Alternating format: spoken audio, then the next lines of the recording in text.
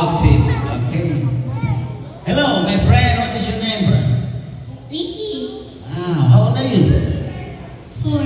4 years old. Okay. So this time, Ricky, let's do some magic trick. Okay. So kids, this time I have here the magic bag. Okay. The magic bag is empty. Okay, Ricky. Okay, magic po ni Ricky. Okay, Ricky. Okay, Ricky. So I have here a porcel. Okay, you put it inside. What color? Red, very good. So another color? Yellow, very good. So first one, blue. And the last one. Very good. And you blow. Blow it. You blow. Blue. Just like that. Okay, just like that. You blow. Okay. Okay, get what inside the magic bag, okay? Get what inside. Then you spread out. You spread out.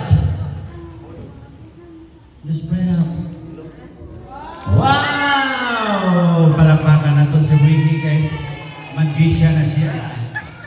Okay, Ricky, since any participate sa magic, I will give you a prize. Okay, come on. Si Ricky, the prize is what we call the magic tumbler.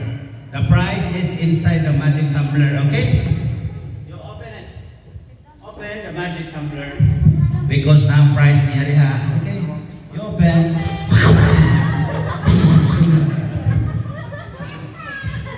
Sorry guys, it's only a prank magic.